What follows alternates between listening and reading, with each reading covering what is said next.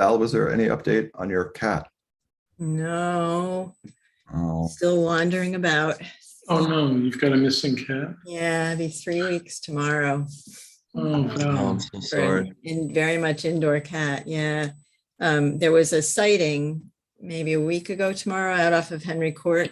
So, we're at least hopeful, but I haven't seen him since he left. He sort of slipped away out the front door. Yeah, I'm so sorry. Yeah, me too. I'm just hoping he'll come back. I've heard stories of cats being away for months and just finding their way back home again. So We know all the neighborhood cats, and we'll keep an eye out for him. I appreciate it. You already have. Yeah. Thank you. Yeah, that's. Why, is this a habit of your cat or? He did it once before, back in October when the weather was starting to get cool. He was back in 48 hours. Decided 3 squares and a roof. Yep. Oh, Val, I hope that happens again. Thank you. Me too. We are live, by the way. Okay. You probably We are saw that actually, message. we did not hear that Camilla can't come. We did correct? not. Oh, Okay. I'm here. Oh, you are You there. are. Okay. Oh, I'm Yeah. sorry. My participants list. Yep. Yeah, I'm that annoying feature where I can't see now I can. Yeah, now everybody's there. Oh, So greetings to Shane and to Camilla and to Bill as well. and Chris is not going to join us probably. I hadn't heard. I did not hear either way. Okay. So I think perhaps with that in mind, we should open the meeting. So I would like to declare open this meeting of the Design Review Board and Historic Preservation Commission of the Village of New Paltz, meeting via Zoom, July 18th, 2022, opening the meeting at 7:04 p.m. Welcome to everybody. Shane and Camilla, I didn't have a chance to chit chat, but maybe we can do that after the meeting. First order of business, as always, is going to be approval of minutes. Has everybody had a chance to have a look? Everyone can see my screen, yes? Yes. Yes. For some reason, I can't. I can pull up the minutes. If I need to make it bigger, let me know. I can give it a little more magnification. That's really peculiar. But Camilla and Steve, you said you can? Yes, I can. I can. Okay. I still have never really figured Zoom out. But I can see it.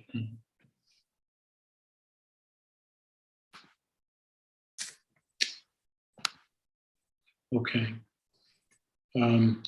So we don't actually have to vote on this, but are there any amendments to Val's minutes? No, not from me.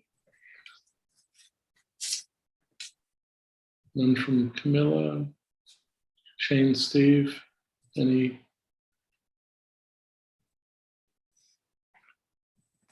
Suggested amendments? I've seen them, so.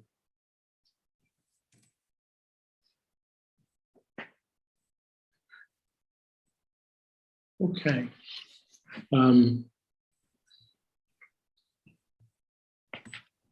With that in mind, let's take them as approved. Minutes approved. Thanks so much, Val, for covering those 2 meetings, actually. Bill, let's hand it over to you if we could, please. Any updates on our 3 items and any new business? Sure. Good evening, everyone. Nice to see you. Not too much to report.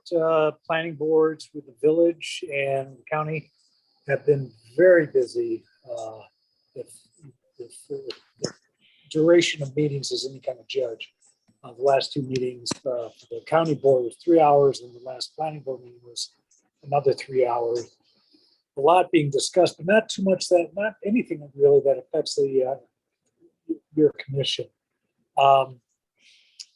The projects that you've reviewed over the last few months are moving along in the planning department pretty well. For example, the lemon squeeze that came up before the planning board last meeting. One project I'm working on I'm on the Ulster County COVID Commemoration Commission, which is seeking a location to site a memorial to those that served during COVID, first responders, essential workers, nurses, physicians, anyone that gave to our community, continued to give to our community during this pandemic that we still are in. So we're looking for locations somewhere in Ulster County, and the requirements are quiet, tranquility, accessible, not in an urban setting, but also reachable by those either on bike or in a car. So if anyone has any ideas where this type of memorial could be sited, send me an email with your suggestions and I'll take a look. We're on a pretty tight schedule. We're going out with an RFP to artists to design the site, the art aspect of it, in September, and we hope to move it along quite rapidly into early next year with an opening. So with that, that's my quick synopsis of things that I'm dealing with. Okay, thanks. Bill, do you have an idea how much space, how much physical space you would ideally want? Well, we don't. I mean, if it's in a existing private or public area that's wooded or has meadows or has streams, water is a big component of this. It wouldn't really much matter. It could be a half an acre, it could be more. It all depends on the site itself. That would dictate what we need to use as the memorial site. We'd like to, there'll be a garden, landscaping company this piece. We had talked about maybe doing a linear type memorial along the rail trail. One of the rail trails where you stop along the way and be a placard or some piece of art that would acknowledge some component of service through COVID. But we mixed that because it's actually too difficult to maintain that many sites. And the county is actually looking just for a single site. Okay. So, any quiet spot you can think of, it's bucolic. I've sent a note to Millbrook Preserve. Haven't heard back from them. Locations as well. Yeah, myself. Got it. We can certainly try to contribute to thinking about that. Nothing's popping to my mind at the moment.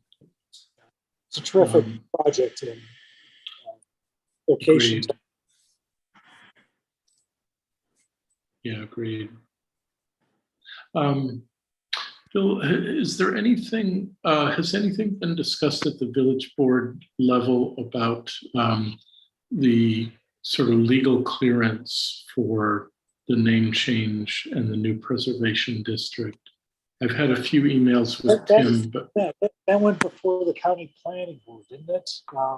Recently, testing my memory. I'll have to circle back to you, Tom. Okay, I wasn't aware that it did, and I'm not sure it would have to. There was another component of the redistricting was brought between the Ulster County Planning Board. Okay. I'm doing my best to stay in touch with Tim on that, and I just wondered if there's anything broadly going on. I believe we accepted the name change a few weeks ago. I mean, you should have received notice of that. We did. Yeah, that much. I think it was that acceptance was subject to legal review. It was my understanding. So our village attorney was going to look at it. All right, I can follow with Will. Okay, thanks. Does anybody have any questions for Bill?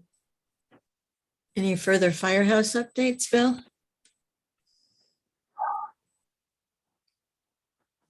Yeah, we've had a few delays in a season of delays. Excuse me. But we expect to be in within the next 3 weeks or so. In fact, tonight, furniture is being moved over to the new firehouse by our volunteer firefighters. Great. So any day now. We've got some minor hiccups along the way, but it would basically, finishing anything takes almost as long as building. So Yeah. Well, the last I saw it was probably about 2 weeks ago, and it looked great. yeah, I know the landscaping's in. Yeah, that was transformative. Striping, it's looking quite official. We just need to get in there. That's completely up to Chief Ford. His call. Right. Tom, do Well, we Bill- need any further clarity on local law number 1 when that kicks in?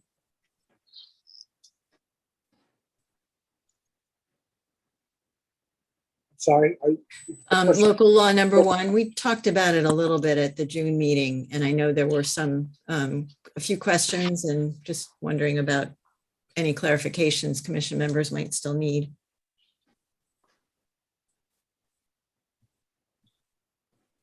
Tom, I think some of the questions were yours. Yeah, I think that my understanding is that with the governor's extension, nothing really happens until August. But, Right. I'm trying to think of what my question was. I think you were thinking of July specifically because you were going to be out of the country, and about what might need to happen in order for your participation to take place remotely. That's exactly right. Whether one member's remote participation triggered that same opportunity for the public, and whether the public can trigger that at any point. Yeah, that was the question, Bill. I'm sorry, maybe I'm not understanding clearly here. Are you talking about the extension of the governor's order? Well, really what I was asking about, the extension kind of makes this less of a pressing issue for a month.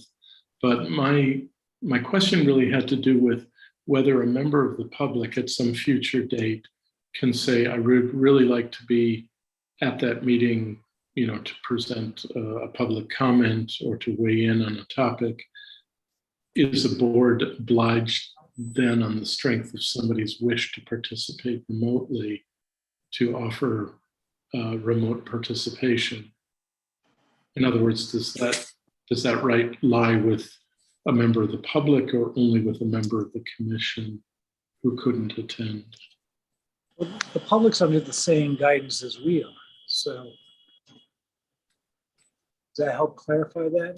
Yeah, I mean, that's an answer. I guess we'll just see how this plays out. I can imagine that especially for something maybe more consequential like a village board meeting, could mean that every single meeting is going to be streamed on Zoom. It's going to be on Zoom or on YouTube, on the strength of one person's wish not to have to come in. Right. Well, we offer both. The last meeting we met at the Firehouse had the option of going remote, but showed up for the meeting.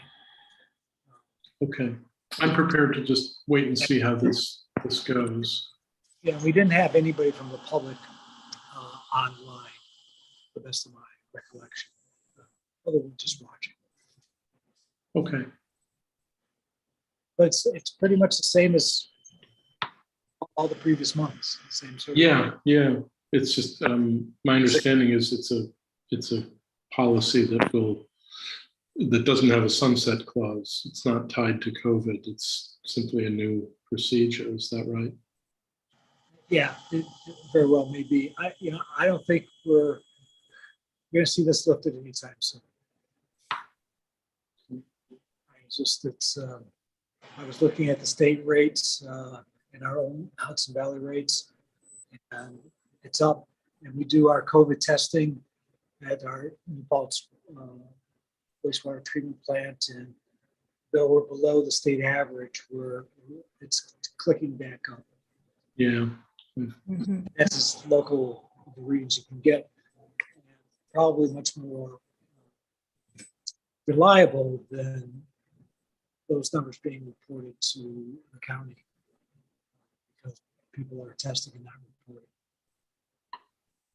Well, I think we'll just have to wait and see. That's really the end of it. Yeah. Great. I thought by now we all be left. Whew. Yeah. And everybody. Does anybody have a question for Bill? Shane, you're good? Okay. Bill, thank you so much. Thank you. And yeah, that's great. Thanks for all your participation. Thanks, Well, Bill. thank you for keeping us informed. Staying in. I think that we can move now, everyone, to a preliminary discussion of HPC 2206. This is Razan and David Sadiq Keys at 118 Huguenot Street with a beautiful project that I just need to pull up on my own computer to replace the current shed with a new version of that shed. Rouse, good evening to you. Hi. Dave couldn't make it today because he's on the way back home from Chicago, but Mom was here representing on behalf of Dave. Great. Yeah. Well, welcome. Thank you very much for the preliminary application material, which I think is really helpful to the commission. You clearly have some design skills that always help. So why don't we just recap a little bit. Camilla, Valerie, and I made a site visit. Actually, I think Camilla and I made 2 site visits, and then Valerie made 1 site visit in which we talked broadly about what you'd like to do and just sort of looked at the house and looked at the current shed. And it seems to me that your application it captures a lot of what we talked about, and I would go on record as saying, I'm definitely seeing some sensitivity to the historic nature of the project. So that's all really good, and also a lot of thoughtfulness about its design. And just as Val's scrolling, we also have the note that you've spoken with Craig and with, across the street. Paul. Yeah, Paul. And neither objected. Is that the outcome of that? Yeah. They didn't object, and they actually helped a lot with a lot of these decisions as well. Okay, wonderful. Great. Good. So, Steve, do you feel like you need, Steve and Shane, do you feel, what level of getting up to speed do you think you need? I think I'm pretty well caught up from the last time around, and looking at the documents, not as much these, but pouring over them last time. Okay, good. And Shane, how about you? Yeah, I mean, I've reviewed the drawings that were sent out by Val. Okay. Great. Roz, you want to talk about what's changed a little bit between yesterday and today? Yeah, just the colors a little bit. The document I sent yesterday had very similar colors to, if you go to, which slide? Keep going. Yeah, right here. So we had Navajo white instead of white blush, which is a little darker. This is the standard one Grace Woodwork offers, so I was going to go with it. But then when I was visualizing it, just didn't sit well with me. So I changed it to white blush, and the other one is Golden Orchards, also for contrast. The other one was cheerful yellow, and the contrast was just too low. So I chose one that is a bit darker for the door. So now the contrast is better. So these are the only two changes since yesterday. You. Okay. Camila, And, I hope this, because I know you're very, I kept you in mind because I know you know much more about color than I do. And No, like, not what at all. did you do? And I think most people wouldn't really pick up it's a very subtle change. So I think most people wouldn't even realize that they are different colors. But yeah. and are those colors going to be reflected in the paint color for the main house? So white blush is actually pretty much the color of the house. Okay. And Chantilly lace. So we're redoing our shutters and window trim and doors. So these are going to be the colors we choose for the house, and we're going to reflect them in the shed. Okay. Yeah. Got it. Thank you. Good. Okay, so thank you all also for all the advice. Like I would not have been able to do this by myself. So thanks for spending a lot of time advising us on this. absolutely what we do. Yeah, that's great. And I had a question about page 8. I think I know the answer, but I just wanted to make sure I wasn't misunderstanding. Actually, You're gonna have to tell me what's on that page because actually, PDF where you, let's see. The specs? Yeah, it's the one that features a tree. Yeah. Am I going this one? Yeah, that's perfect. That's perfect. So my question was, I think that these are just generic windows used from a design program, but I wanted to make sure that the north-facing and west-facing windows, is the intention to make those 2/2 to match the house? What do you mean by 2/2? If you go to, in the same document, it refers to how many paint. Yeah. Paints. Yeah. Ideally, I want to go with something similar to the house, but what Grace Woodwork offer in their like stock windows are these where it's like 4/4. So we'll see. Like they said they might be able to offer something without any grid, which is not a look I want. So we're still kind of like that, like middle line basically for that. Okay. You know what I mean? So they said they'll try and see if there's other windows, or maybe I can supply the windows, but I feel like it's too subtle for us to like keep looking and discussing. So I just kept them as is here. And I'm gonna try my best to have them get me like 2/2, but if not, we're gonna go with the standard 4/4. Okay, we probably should have a discussion about that. I think the good news in my experience as a Grace customer is, I pushed hard on the windows that I wanted and I got what I wanted, including something pretty peculiar. So I think that's probably good news. Commissioners, what are your thoughts on the window question?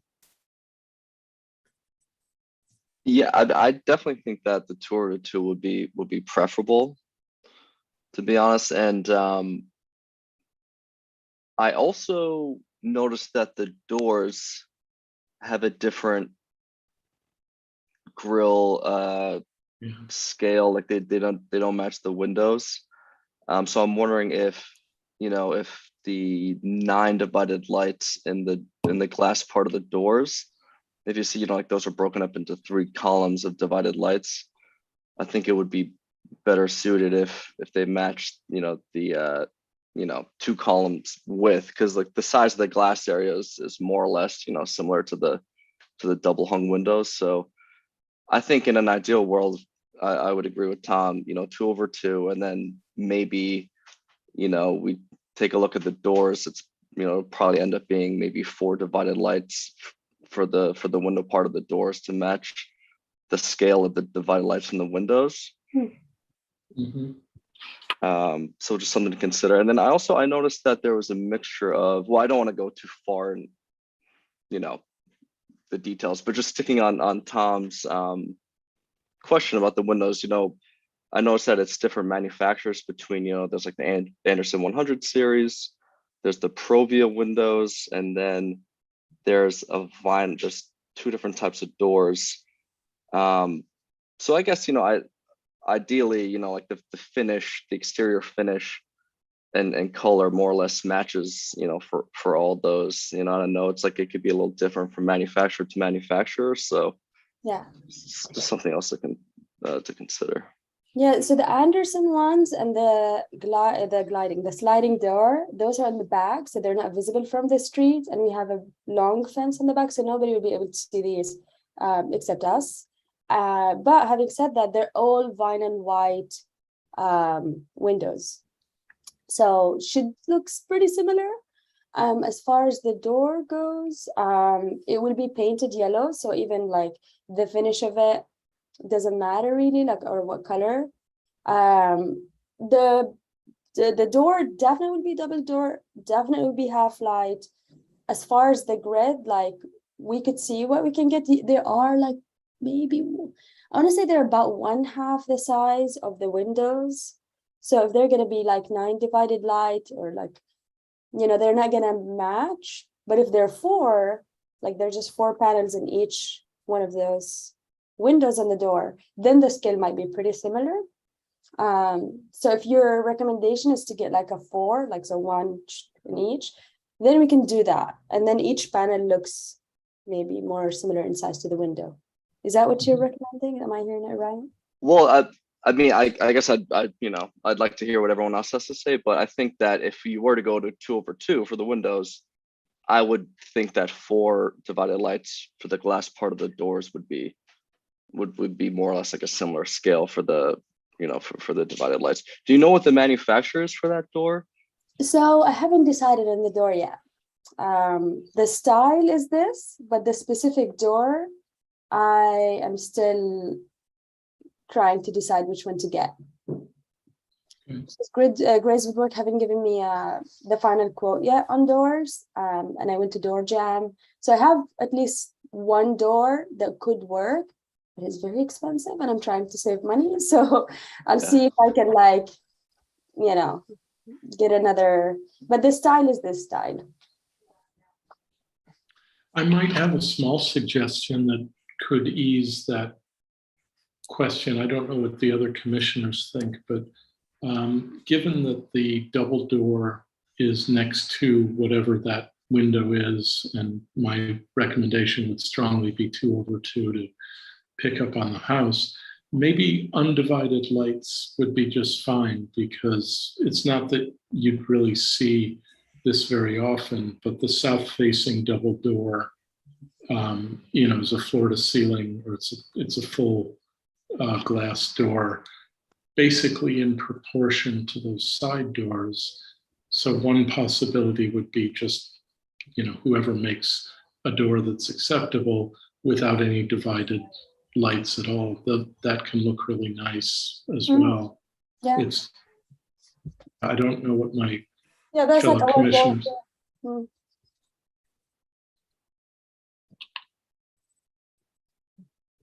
Yeah, I mean, I think it would be better to have, I mean, since you're not gonna have the Muntins on the sliding glass doors, obviously, it might be better to go with that same decision on the double doors instead of having a divided light, introducing a new divided light pattern. Yeah.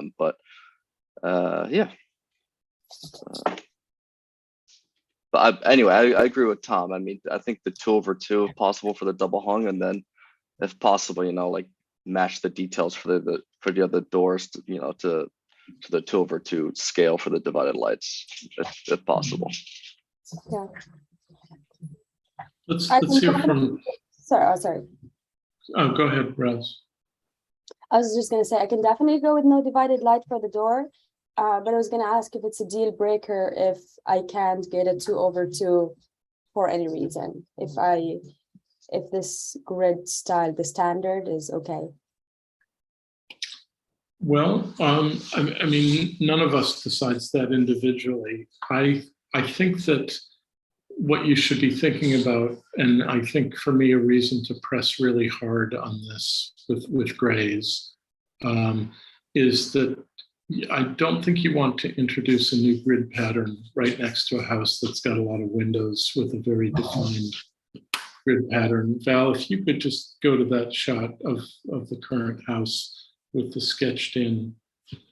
Oh, I'm sorry, not this one? Yeah, that's perfect. Okay. And I don't know if there's a chance to zoom in, but Yeah, hold on. what I'm seeing, Roz, and this is only me, we've got other commissioners who will voice their opinion. What are we seeing? 8, no, even more windows on the front facade.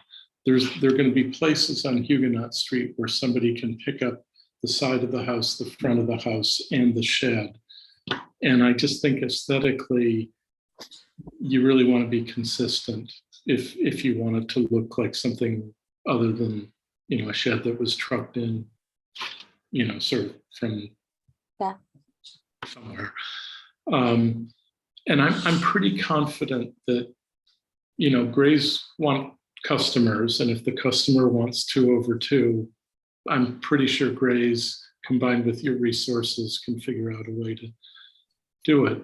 That would be my position, that I think anything other than 2/2 probably needs a serious discussion about why it isn't. And I would say, if in some universe where that's never possible, I would actually say no divided lights would be better than introducing 4/4 or some other pattern, personally. Yeah. But I'd like to hear from Camilla and Steve on the window and door questions so that we get a clearer sense of what we're all thinking. I agree, Tom. I think it would look much better if there was a consistency between the house windows and the shed windows, just to ensure that the two structures relate to each other and you don't introduce any kind of visual chaos or just something too busy compared to the existing house. Okay, thanks, Camilla. And I think about the doors, it might simplify things if the doors were without any mountains. If you cannot get the same configuration, it's probably not that easy with the doors, since I'm not sure there are all kinds of custom doors available, or the stock doors that you can just buy off the rack. There might be limited options. I don't know if maybe in salvage yards there could be some. I think I found some. So the no divided lights on the doors works for me, because I was even between those two, and I kept changing it up. So you're kind of just, you settled it for me. And I just want to say, I really like the color choices, that the two structures will relate to each other in a really nice way. And then the shed will seem more intentional and not just something that just grew out of the ground, but it would really relate to the house. Mm-hmm.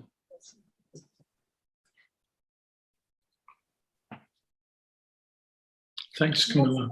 My only question would be about the compressor on the outside, on the east facing side of the structure.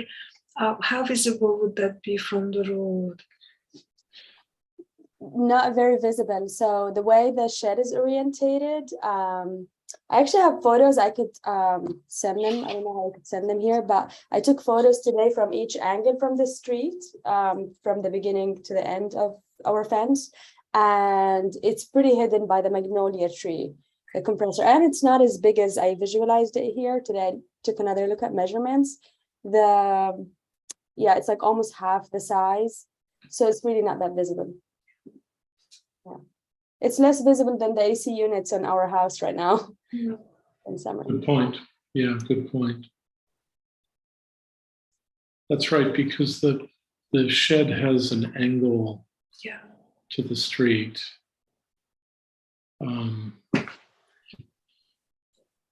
Yeah, the best angle actually is the one with the house, like the one I visualized it alongside the house. I think it's slide 3 on the cover. I'm sorry, let me get back there. That one? No, slide 1, I think one more up or two more up. I'm sorry, one more time? Is One that more. Yeah, one forward? Okay. if you go So like you said it was slide 3. 3, yeah. Yeah, So I'm afraid I can't tell that on my screen, so if you, yeah, you can go more up. Yeah, the photo with the flowers up. Yeah, that one. okay. Yeah, so this is the most open angle, and the compressor would be behind on that east facing side. And if you're on the other side of our fence, so like there, there's a lot of trees covering and a magnolia tree. So you could, if you're really trying to find it, you can find it if you're peeking, but otherwise it's not that visible. Mhm. And that one, the tree I put there, that's the apple tree. So it's also covering a little bit, which I'm thinking about moving the apple tree on the other side so that my view from the shed is better, but that's probably later. Thanks. That's worth discussing. You know, it looks to me like between the angle and the greenery that's already there, I think it's going to be a pretty inconspicuous AC. I only brought it up because of our recent discussion and document we prepared about placement of Yeah, for sure. outdoor compressors. So. I also think if it came to it, some vegetation would solve the problem. Yeah, definitely. Camilla, was there anything else you wanted to share? No, I think it looks really nice, and it's a well-prepared application. I was wondering how you did all this trickery with the images. It's a really nice application. My job is suffering, but it's okay. I'm going to come back and track tomorrow. Okay. Steve, how about you? Thoughts, questions, observations? I think the shot is really quite nice. I've walked by a number of times just to look. I think this will be a significant improvement. The colors are very, very cool. I think they match so well. And I do think that the doors without muntins would be fine. If at all possible, those 2/2 windows would be a significant positive for that space and being relative to the other building right there, the house. Great. Anything that we haven't discussed, Steve, that you wanted to raise? Any other issues? No. Okay. Good. So commissioners, this is a preliminary discussion that would allow Roz and Dave to have a sense of our approval or pre-approval. Roz, I want to stress that we really can't do this, without public hearing. I mean, there's a whole next step, but I understand completely that you don't want to engage with Grays without having a strong sense of where we stand. And so that's what I want to deliver tonight. Nobody seems to object to the shed itself, to the color scheme, to the location, to the size, to the dimensions and shape of it. So I think you can safely take that as understood. Please jump in, commissioners if I'm overstating the case, but I think there's broad sense that this is a good project. You're definitely hearing, I think, really four of us express some concerns about the windows. I'll tell you honestly, I'm strong on that. I think introducing over four would be a mistake, and I think it's a mistake that you will not be happy with. I have a sense that you and Dave want this to look good and really be a part of the kind of estate of your property, and I think you'll feel that we're probably right on that. On the plus side, I think that grays will, if there's a contract on the line, they'll figure out a way to do that, or maybe credit you back for windows that you order. I think there's a way to do that. And I think that you're hearing also that the doors without any divided lights at all would be acceptable and maybe make your job a lot easier. And I think would have a design rationale to them because of that angle where you would see the sliders and the openers, or the swung doors in the same view. So I think that all looks good. I'll say one more thing just for myself. The siding that is proposed is definitely a lot better choice than a lot of raised products. It's, generally speaking, textured is not what we look for, but you've actually got a house with a textured asbestos feature to it. So I think there's a kind of logic to what you're proposing, and I also think the fact that it's set away from the house and it's separate from the house makes me comfortable with something that I would be probably less comfortable with if it were an extension on the house and we all of a sudden had two conflicting siding patterns. So that's my thought on the T111 siding. I actually have a question for you on that. And thank you for all the other notes. So I will press on Grace to get 2/2. So consider that done.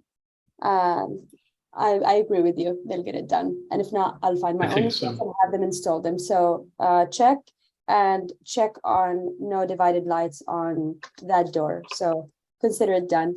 The siding. I have the option between 6-inch and 8-inch, so 4-inch reveal or 6-inch reveal. I'm thinking about going with the smaller one because it's a small shed. When I look at the 8-inch one, it just feels too big for the size. What do you think? I'm going to defer to Shane on this one. This feels like much more something that you've theorized, Shane. I think I agree with Roz that 6 intuitively seems right to me, but yeah, I agree on the scale of 6-inch. I think that since it's, I think that the siding will be a good way to kind of distinguish this building from the main house. I mean, my house is a very similar, presumably asbestos shingle as your house. It's actually a very similar color too, and it's, it's the same size. So I think it will be a nice way to kind of distinguish the building to go with a different scale and a different look. But I actually, speaking about the siding, I just wanted to point out that the photo that you included in the materials for the siding is, and maybe this was a mistake, but it's a little misleading actually, because the T111 siding is like a plywood panel that has grooves routed out, and the photo that you show is like a clapboard that overlaps and has and it's actually substantially different. I don't think that the T111 siding is necessarily really it's like awful and not the way to go, but I do want to point out that it doesn't look like the image in the materials. It actually looks pretty different. That's probably a mistake then. The material page, a lot of work in progress because, as you saw, like the door hasn't been decided, so I didn't give it a lot of attention. It's the last slide, I think, the one before last. But yeah, it will be T111, and probably this photo has nothing to do with it. Sorry. No, it's okay. I just wanted to point out to you in case you thought that you were going to get like a clapboard type look, because again it looks pretty different. Yeah. Than that, but I think it looks fine. I think it's I mean, I'd be interested in seeing, without making you do a lot of work. I mean, when you had rendered the exterior elevations, what scale were you showing for for like the weather exposure for? I mean, are you showing it at? You're probably not showing it at 6-inch or 1, 2, 3. The rendering is like far more 9, humble, 10, 11. it's like a paint job. It's like Yeah. yeah. It's Yeah. but the 6-inch I felt like would be similar to that, but there's no science to that rendering. Yeah, no. Well, I think 6 is just the way to go. Again, I mean, I know it's a lot of work to update these drawings, especially if it's not something that you do on a daily. Even so, it's a lot of work. So, maybe just getting a physical sample of the T111, the 6-inch and the 8-inch, and just compare the two. And I still think that the 6-inch is probably a better scale for a building of this size. But I just wanted to mention that it's the look is different than what's being shown in the material drawing, and that's probably a mistake. It's not a big deal, but I just wanted to point that out. Thanks. Thank you. Yeah, Gray's Woodwork will make proper renderings once we actually give them a deposit. Okay. Yeah, I wanted to mention that. Shane. Okay, great. Okay, cool. Yeah. All right, so then I won't belabor the point then. And I'm pretty sure they'll provide a physical sample. Okay, great. Could I ask? I'm going to ask Shane a question. I also hesitated over the T111, and I just sort of erased it in my comments. I think of that as vertical grooving. Am I wrong? That's actually all the examples I've seen. You're right, Tom, that I do see it as vertical. And I was scrambling to look into this before the meeting started. That might be because of the drip edge. Maybe when it rains, the water's supposed to follow the vertical grooves, and maybe there's some kind of dripping issue if you install it horizontally. I don't know, but it's worth talking to Grays and seeing what they have to say. Because if let's say you put it horizontally, and then there's some kind of issue with the way that the paint gets eroded or something with the profile of the groove. I don't know. I mean, maybe I'm overthinking it, but you might want to just verify that those can be installed horizontally. It's a good point, Tom. I think that's pretty easy, Raz. When you're sitting down with Grays, as I presume you'll do based on what you're hearing tonight, I think that there may be just some confusion around the product. So you probably want to see what we're talking about. And my understanding is that you want to look like the photo, right, with traditional clapboard. Okay, with a 6-inch reveal. Yeah. I think we're saying, although we haven't heard from Camille and Steve on 6-inch versus 8-inch. But that's definitely worth pinning down.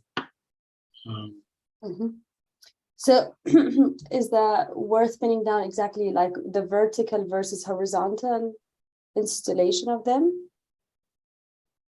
Well, my concern would be the reason that the product that I'm thinking of, the T111, is used vertically is that buildings are always built with that 8-foot section in mind, and they put what's called a drip edge, which is basically a little metal tongue that protects the plywood from water infiltration. If you were to go sideways with it, which I think you could probably do on the face of it, I think you would run into problems every 8 feet because you'd have a big vertical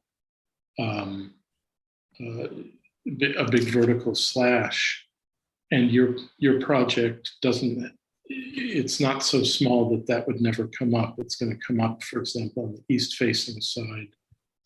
And I'm pretty sure that Grays wouldn't do that. Like, that doesn't seem like good construction to me. So I think it's just maybe some words got mixed up or misapplied to a different product.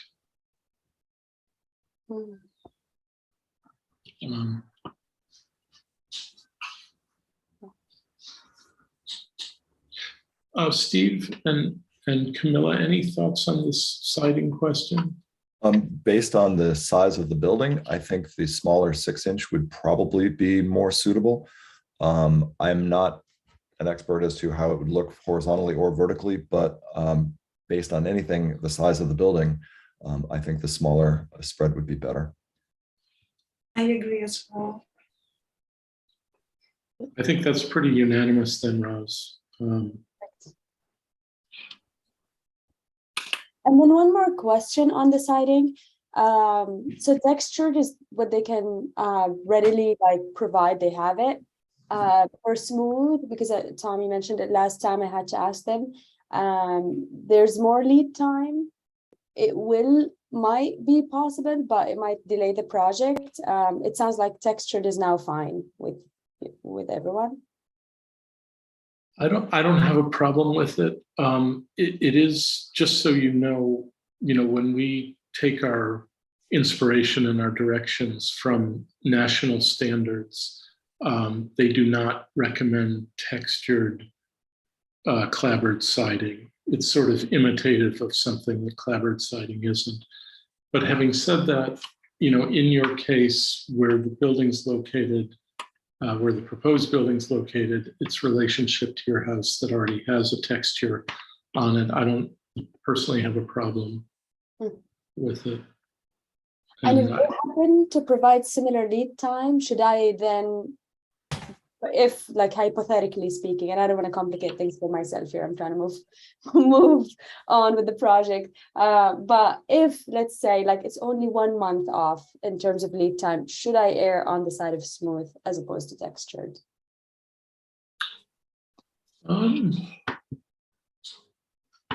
Or is it equal?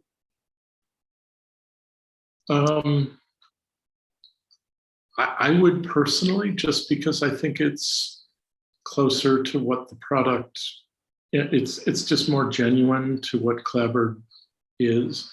I think what's going on with the texture is kind of a cabin-like aesthetic that, isn't really what's going on in Huguenot Street. It might be in the Adirondacks, for cabins.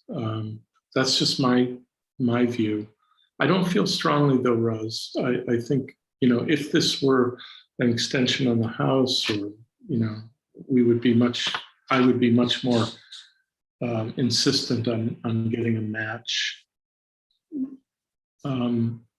Steve, Camilla, Shane, any feelings on smooth versus textured? Smooth if it's available.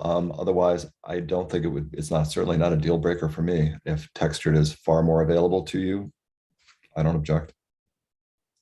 Yeah, agreed. Also, I think you'll find that, I don't know who's going to be doing the painting. If you're going to be painting it yourself, you're probably going to wish you chose smooth. Yeah. It'll be a lot easier to paint, and it'll just be a nicer finish too. They're doing it. Yeah, but thank you. Yeah.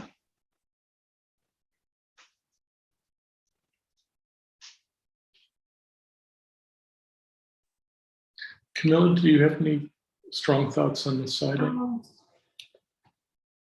I don't have any strong feelings about the siding, but I agree that the smooth might be a better option and easier to deal with.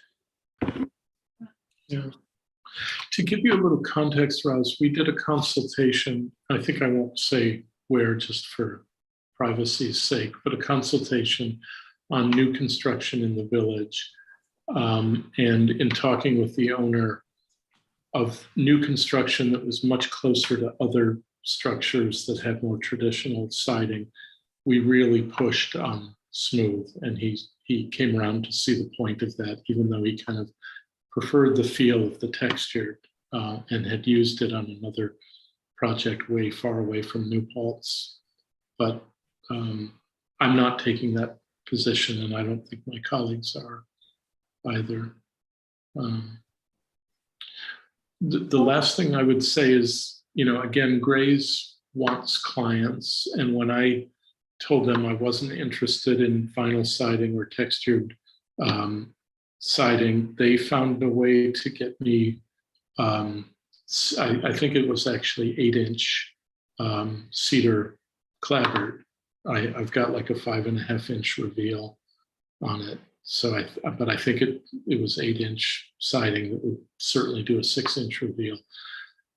That's probably a lot more money, although you could ask the question and just see. I mean, there's nothing, in my mind, there's nothing nicer than cedar siding to paint, to look at, just to have. But I'm pretty sure it'd be a financial upcharge. So what I'm hearing is textured would be fine if we can get smooth without a ton of extra time, or then I also, by the way, aesthetically I prefer smooth, but overall I prefer a shed over no shed. So I'm gonna go with textured if that's what's gonna get me the shed like this year. But otherwise, if it's a 2 to 4 week lead time extra, I'll go with the smooth. Yeah. Hate to say it, it might not be the only delay you face in a project like this. We're learning. Yeah, no, sorry, but just being realistic. So Roz, I think let's sum up. You're hearing pretty strongly that we are recommending 2/2 windows, and that either a divided 2-light for the doors, or I think we were kind of zeroing in on maybe no divided lights at all for those doors, just to simplify things. We're pretty convinced that the AC unit placement looks good, and the horizontal siding seems better at 6, but pretty significant footnote that you need to make sure you're talking about the same product with Grays when it comes down to it. And you can always reach out to us between, in the midst of things. I'm really sensitive to where you are in the process, because they're going to ask for a deposit. You need to know that we're feeling good about this project. The only thing I was going to add is you should also do this with the building department. Like, the outdoor shower, the indoor toilet, that's not our purview. But if you really want those things, you really need to check with the building department before you write a check to Grays. Sure. Do they have a similar meeting? Do you know? No, it's more that you make contact with Holly in the building department, try to schedule a meeting, and just you'd be scheduling a meeting with the building inspector. I don't know if at that point they're charging money. I actually don't know how that works, but I just would hate to see you have your heart set on certain things that then turn out to be not possible, or difficult beyond what you're imagining.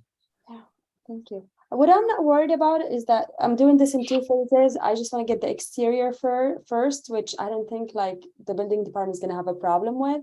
The interior is a second phase that will come after.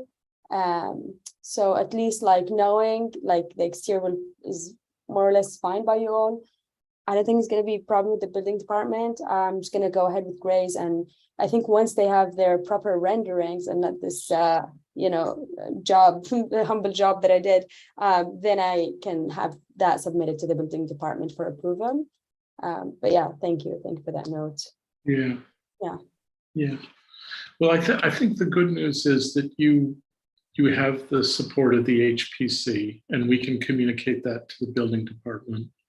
And really, for a project of this complexity, we're down to a couple of things that we really focused on. In terms of phase 2 and the inside, except for things like toilets and wiring, there shouldn't be any any problem. You can do what you want at your own pace. But if you want that indoor toilet, you're going to have to know in advance that the building department will accept that. I noticed that you have 5/8. You'd plan for 5/8 drywall. That's probably in relation to some fire code for an accessory building. So yeah, it sounds like you've done a lot of that work already. We just don't want to see you disappointed with some catch having to do with building code. Thank you. Great. Thank you so much. So will you let us know, we still have to do a formal approval. And I think what we've got here is probably 90% of what the application would look like. We would need Gray's drawings, and we'd need clarity on these punch list things, the windows, the door, and the siding. And I think nobody else is raising, or we're not raising anything else that would get in your way. Great, thank you. So when is the next meeting? We usually don't meet in August, so it would be September. We have also bent that if somebody is really held up because we don't meet in August, we would do a one agenda item meeting, provided that everybody can do it. And maybe we could just do a quick straw poll. August 15th is 19th. 19th. Oh, yeah, I think I can do it. I might be doing it in an airport, but is it 19th, Val? I see August 15th under item 13. Oh, do you? I have 19th on the agenda. I may have just grabbed the wrong date. Hold on a second. I think you're quite right, actually. Because I feel like September might be like that. End of September is when they plan to do the install. According to the rough timeline I was given. So I think that might be too late for. It is the 19th, third Monday. Third Monday is 19th. 15th is a Thursday. I'm pretty sure I can be available, but probably not live. I'm going to be traveling back. Camilla, would you be available on the 19th? Yes, I should be available. Yes. Okay. Steve and Shane? Monday, September 19th? No, this is August. I'm August. Oh, sorry. I'm sorry. I was looking at September as well. So are we back to doing special meeting in August possibly? Yeah, that was the Oh, question. okay, I'm sorry. I missed that then. So that would be the 15th. That would be the 15th. I am available on the 15th. Me too. Okay. And Shane, if it came to that? Let me check 1 second. Let me just take a look at my calendar. Okay. I think that 15th is better for me than August 19th.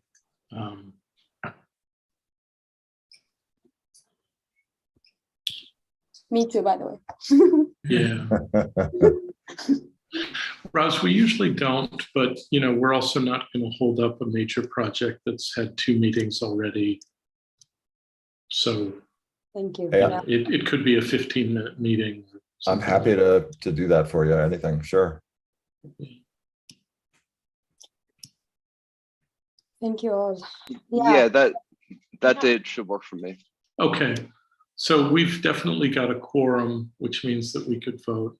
So Roz, why don't we leave it this way? You've got pretty strong indications that we're in favor of this project. We've outlined a couple of things that we would really like to see, and I think you would too. Why don't we tentatively plan to see you on the 15th of August, by which time, you should be well along with Gray's. And again, I would really talk to the village and make sure that everything you have in mind is possible with village code.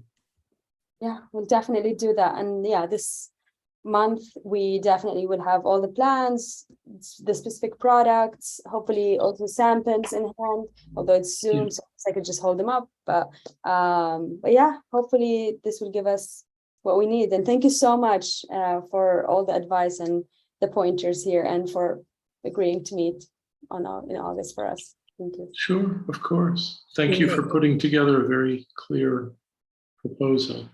We may be in another situation where the governor's order will expire on the 13th, and Yeah. we won't know for sure which modality we'll meet in till last minute, but you know, it'll be what it'll be. Yeah, that's right. Okay, well, Roz, thank you very much, and good luck with Grays, and good luck with Village. Thank you. I appreciate it. All right. See you soon. Okay, Bye. bye-bye. Best to Dave. Thanks. Great. Thanks, everybody. That was good.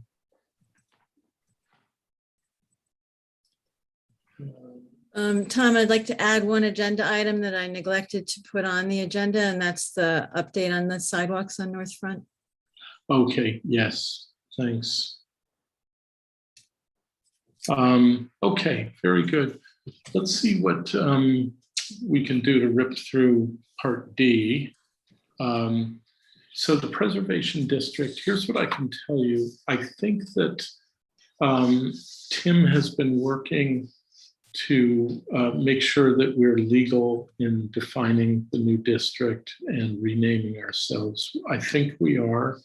The last message I had, I referred him back to a section of Village Code that seems to give us the power to do that. But this is, as I understand it, you know, in a very remote way with just a couple of emails, it's still subject to the approval of the village attorney. And Bill's suggested maybe even at the county level, although I don't know that that's true, but we'll see.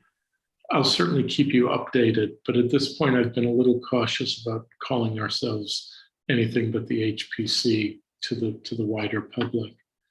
In terms of the updated map, I guess that's a question, Shane, whether you've had a moment to pull in those couple of lots that were missing. I'm like 95% there. It's, to be honest with you, it's fell to the back of my personal agenda, but I can have that done for by next Monday at the latest. Fine. I mean, even more. I mean, we're really aware this is volunteer work, and you've got a real job.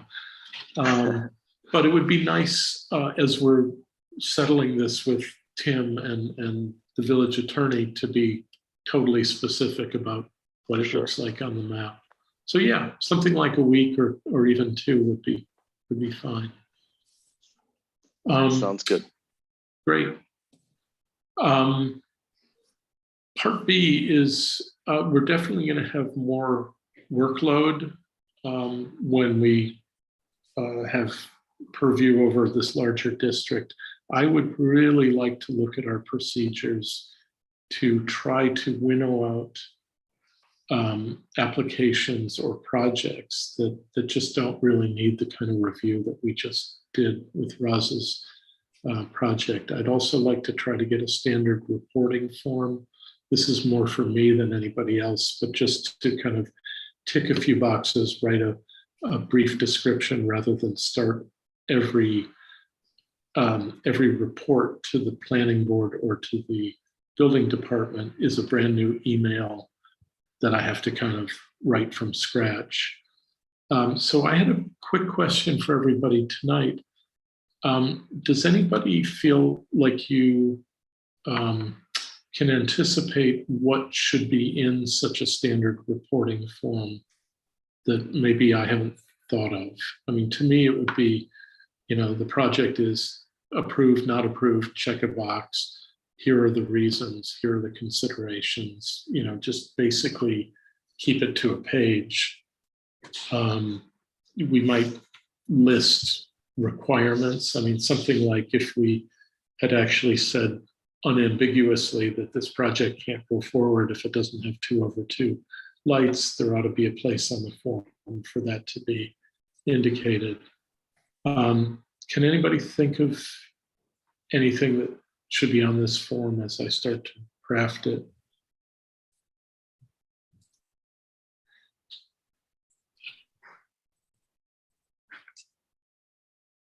Okay.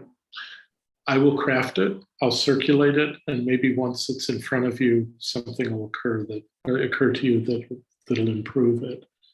But I think the idea is, for really low stakes projects, we want to be able to expedite things either by not even considering, just waiving requirements. A classic example would be something like an air conditioner, split air conditioner unit that's located at the back of the house, has no visual impact.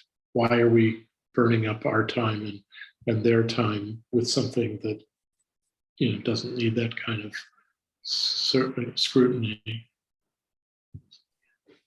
Okay. Let's go to item C. Shane, I'm so grateful for you bringing this up at the end of last month's meeting. So the issue was, when we talk about divided lights, are we comfortable with simulated divided lights versus true divided lights? And I think I'm with you, Shane, that I'm not super content with simulated. I feel like we've had to kind of bow to the realities of what most people's budgets, will allow. And a lot of the times that we've had this question come up, the structure is far enough from the street and public view that it maybe doesn't matter as much. But the Jameson House really brought this issue up because it's very close to a pedestrianized street. And I think we probably want to talk about the policy. Yeah, and just to clarify on the terminology, so the simulated divided lights are actually what I think would be preferable. And there aren't really, as far as I know, I don't really think window and door manufacturers still make actual true divided lights. It's almost all simulated, and then you could have the option of the spacer bar to make it look like that they're actually true divided lights. But I think what we should discuss is if the grills between the glass is acceptable, and I think that's what you were referring to as the simulated divided lights. Yeah. So it's grills between the glass. Are they acceptable, or do we necessitate the simulated divided lights?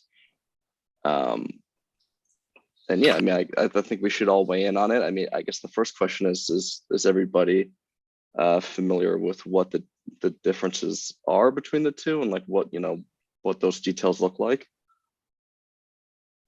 I feel I am.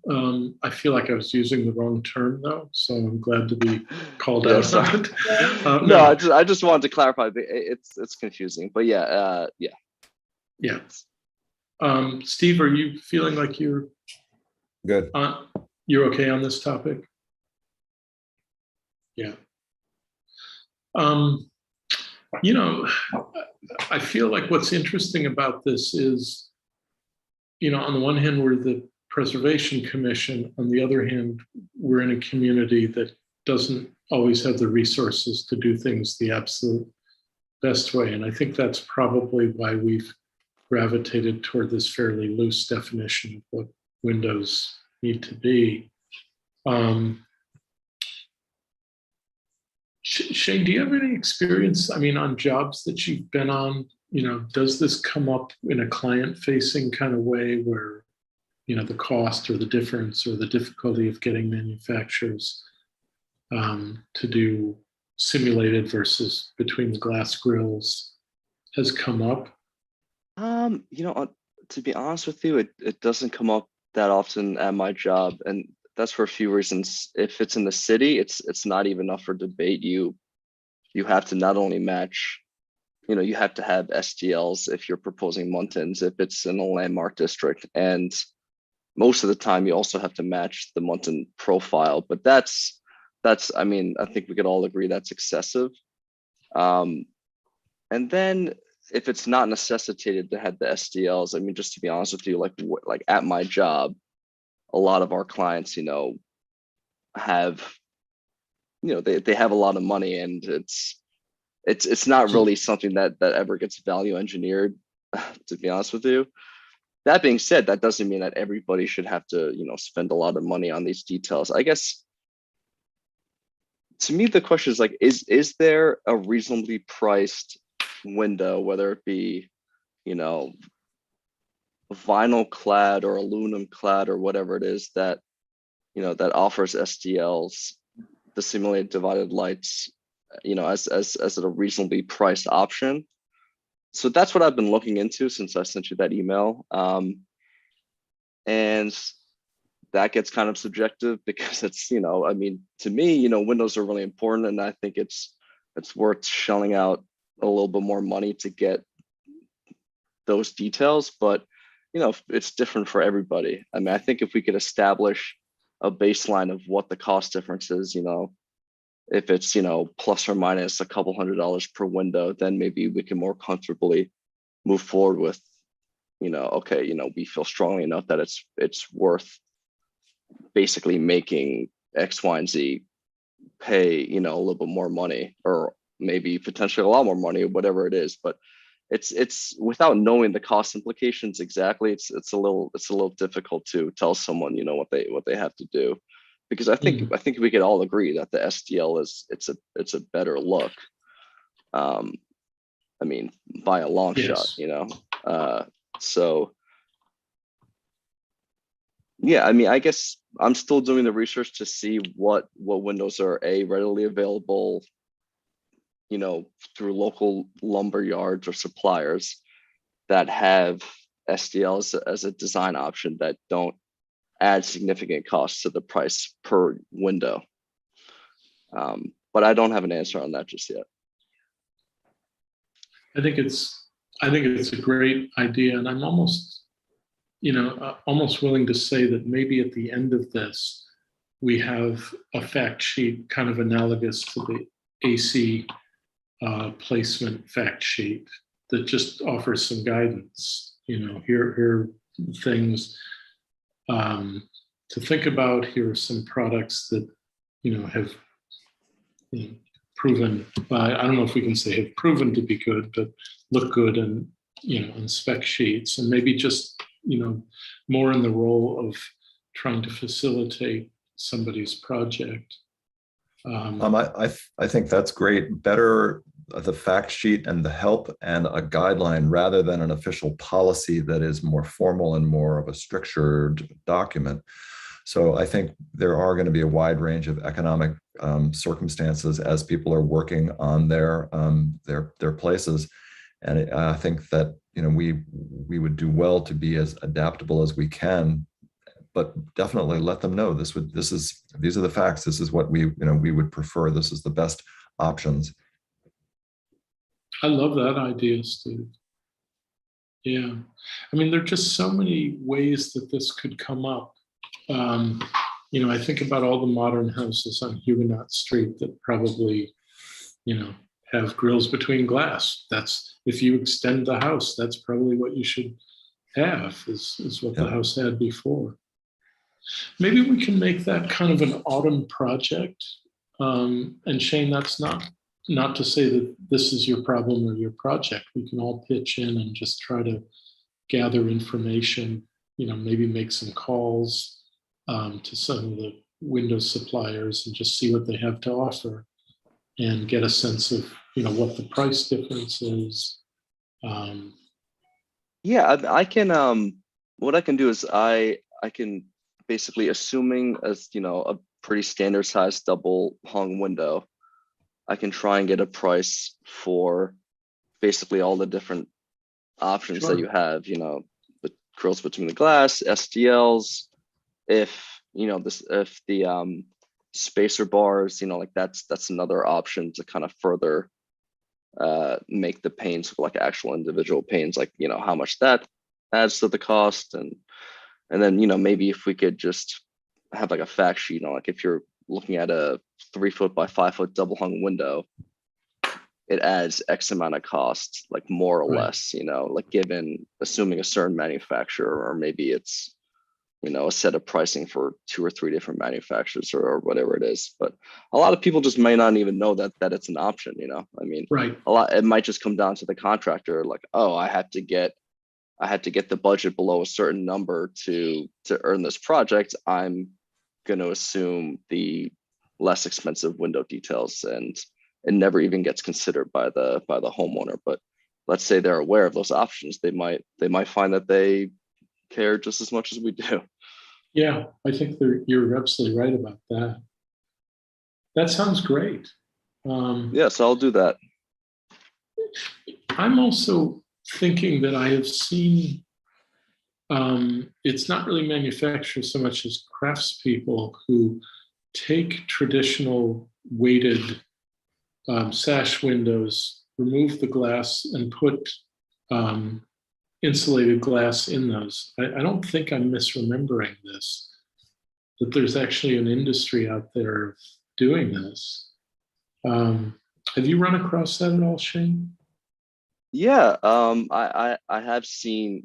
I've worked on projects where the contractors had a guy that's done that. To be honest with you, it's confusing to me because if it's like an old single pane window, that you don't really have the depth, the thickness to, like it wouldn't even usually be worth like rebuilding that window, because you would have to change all the details and everything, and the sash and the weather stripping and blah blah blah, that you might as well just do new windows. So I'm not really sure how that works, but I have seen that on other projects. But I think it all depends on the existing windows, if they have a certain if they have certain details that would allow that that work to take place. But I think typically if it's just like an old single pane window, that usually you don't have the thickness and the window assembly to make that happen.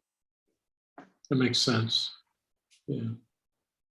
Okay, that sounds like a good, sort of September onward project. And maybe we can think about putting together a helpful fact sheet, kind of in the spirit of the air conditioner. And maybe, to the agenda now, maybe the same thing for siding and historic brick and stone exterior painting. Maybe we just do a kind of siding and exteriors thing that lays out the rationale for appropriate siding and avoiding painting historic brick and all those things. I think, Camilla, you had raised the painting of brick question. Yes, that's right. At the training, there was some discussion about this, and there seems to be a consensus that historic brick should not be painted at all. And we have a few painted buildings on Main Street already, and murals as well. And the problem is that, when you try to clean the building up, or if you try to remove the paint, the brick can be damaged very easily. Mm-hmm.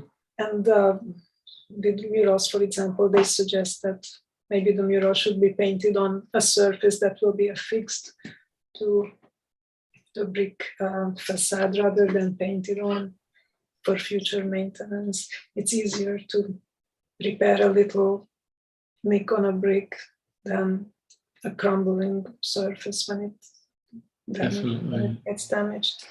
And with the windows, the problem with the between the glass divided lights, they have no dimension at all.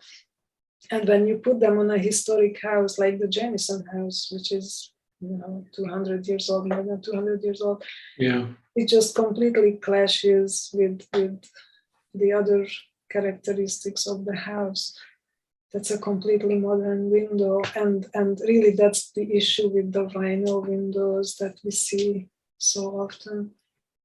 Right. It just loses dimension. And as Shane said, these days pretty much everything is simulated divided lights, and we have to make that distinction clear to everyone.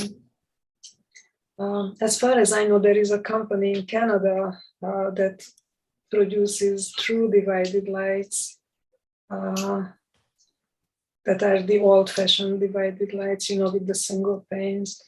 But I'm not sure that's, a feasible option for many people these days.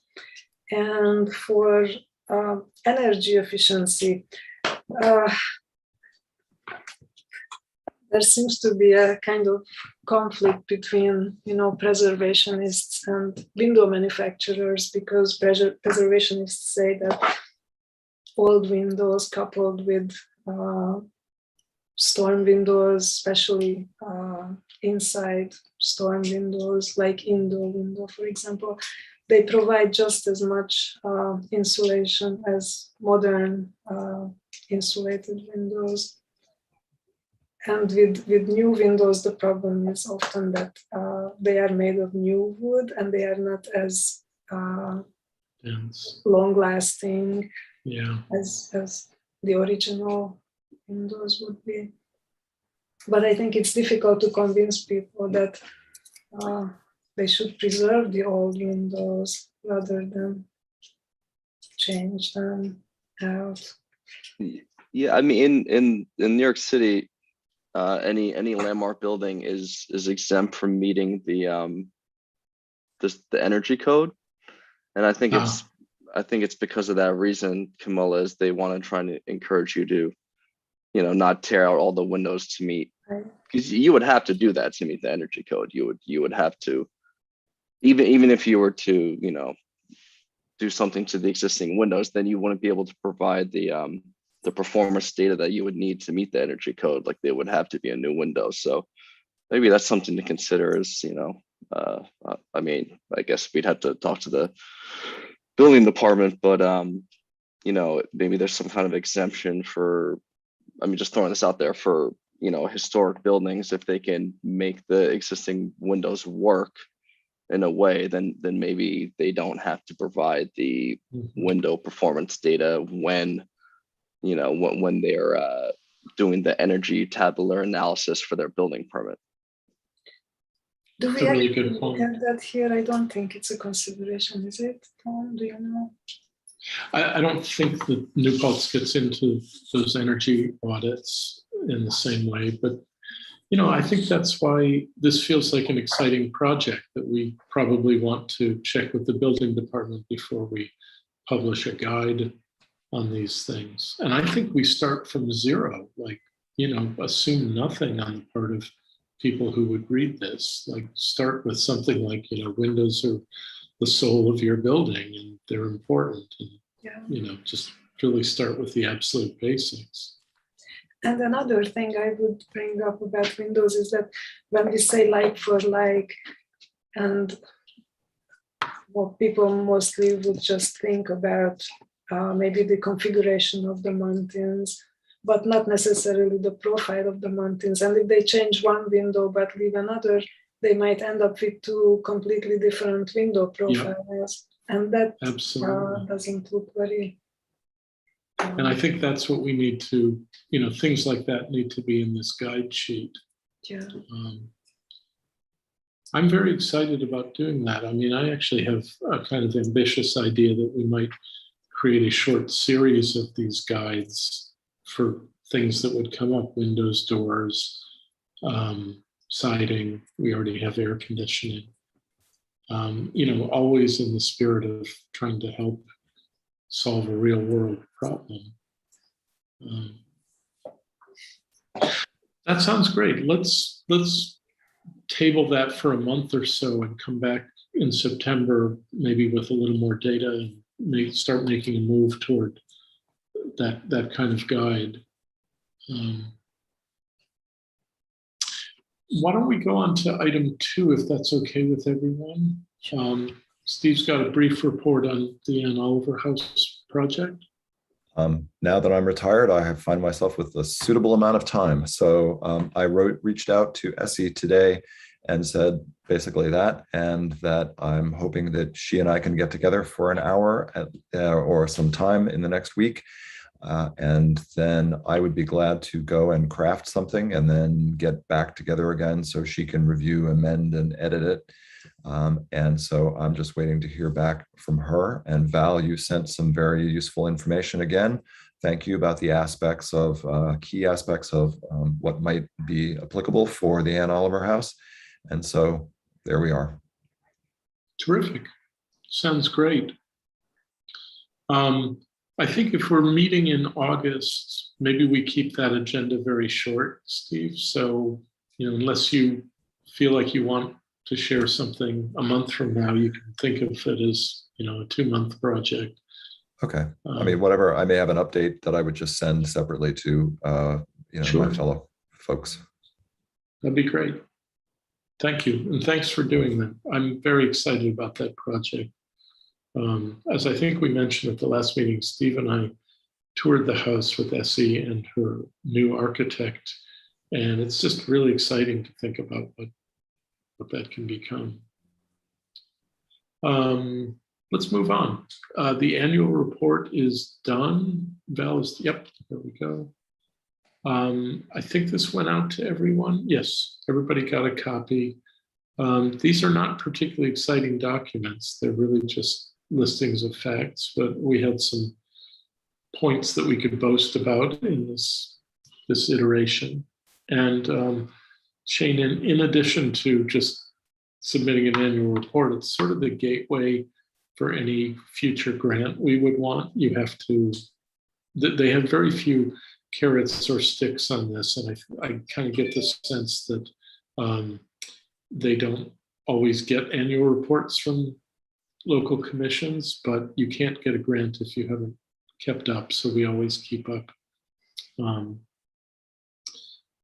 Val, do you think is there any particular highlight you wanted to mention? I just stopped just now on, they ask about difficult cases or recurrent design review issues. We had noted the mini splits. Going forward, we may be able to add to that list based on our expanded responsibilities. We note our accomplishments and then goals for the next year. So, and just keep in mind that the next year is basically now, because this reporting period ended September 30th of last year. Right. So we're nearly at the end of the next reporting period. I know. Having just done this. Well, they only sent it, I don't know, 6 weeks ago, maybe a little more. Yeah, they were kind of late this year, I think. Yeah. Anyway, thank you, Val, for your part in this. Of course. And let's see, let's go to the consultations with Planning Board ZBA. Lemon Squeeze is clicking along very nicely. I actually haven't seen it for a couple of weeks, so you all are probably more up on it. I think it'll be on the agenda again tomorrow. Bill, would you know that? But they are clicking along for sure. Yeah, I think so. Good. Public hearing on the 9th of August. ZBA, yeah. Yep. And let's see. Things are moving along on 218 Main Street. Yeah, it all looks good. And then I added Kim Hoover's latest project onto this. Just it's only starting. I think its first presentation to the planning board is tomorrow night.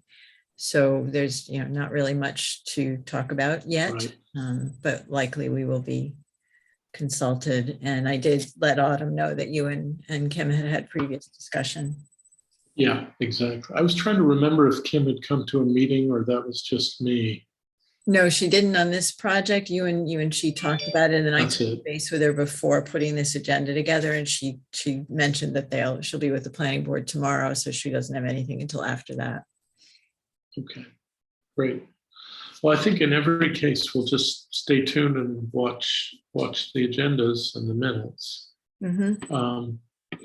Camilla, are there any updates on exterior paint colors? No update on that. But I have some updates on the art show. We received 31 submissions so far, which is quite a bit more than last year. And we have new artists participating as well.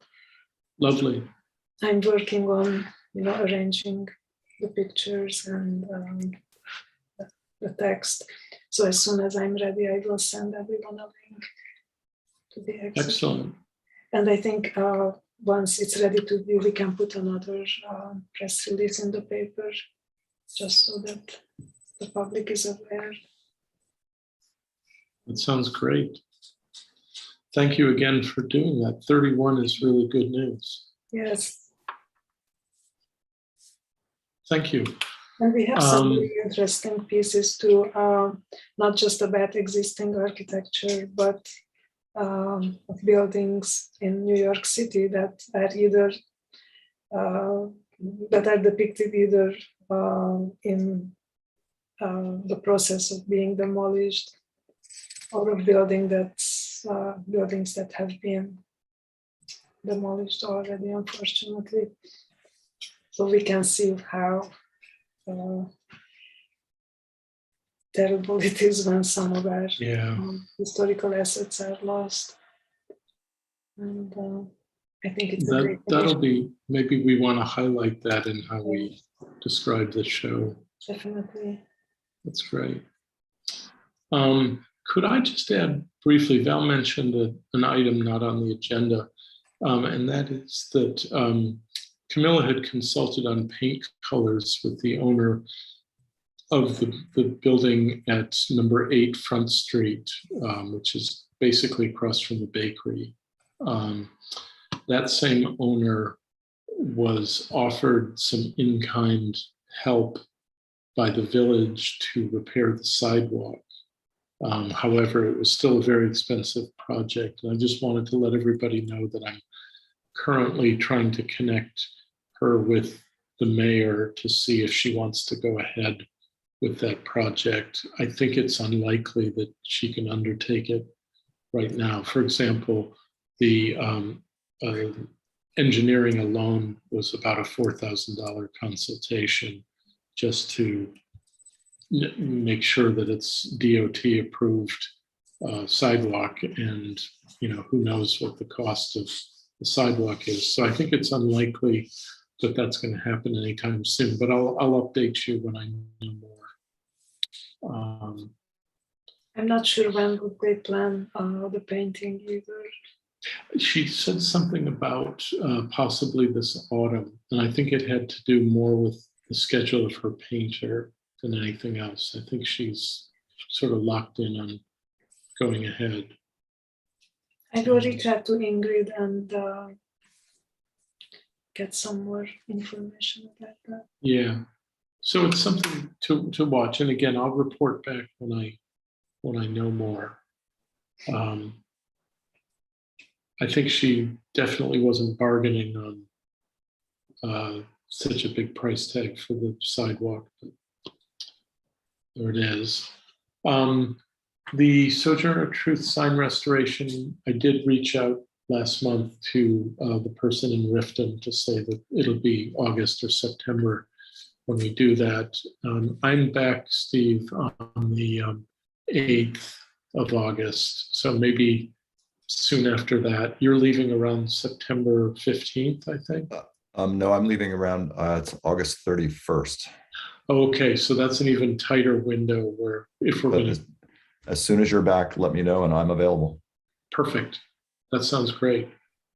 Huguenot Street report. It turns out, I mean, I actually haven't seen proof of this, but I trust Michael Zeeler, who told me that in fact the property wasn't sold, but is leased to an herbal cure school. Traditional herbalism school. Traditional herbalism school, which means that there's no point in sending a letter to the new owner because it's the same owner, but Val and I talked about getting that welcome letter out to the tenants so that they're aware of what the rules of the road are on Huguenot Street. Val, could you tell us more about what was going on? Was the front step replacement just a few boards like for like? I need to look at the balusters as they were before this repair, but yeah, I mean, like for like in terms of the front steps, the width is the same, the risers are the same and all that. The railings and the balusters look a little different to me, but I can't say that for sure. And I don't know that it would be considered anything but like for like. I just need to look a little more closely. Okay. They probably just had no idea that that was going to require any level of review. So. Yeah, exactly. Which is why a warm welcome letter that isn't chiding in any way is just a good thing to do. I rode by the other day and they actually look very nice. I think they are do. still unpainted, but They they're are, still, that house needs some love. It does. Yeah, it does. You're right. I Well, mean, this may be just the thing. yeah, it was a much needed change. The other steps were looking pretty, ragged. Good. That sounds great. Steve, is there anything else on Huguenot Street we should be aware of? Nothing, all seems quiet right now. Okay, great.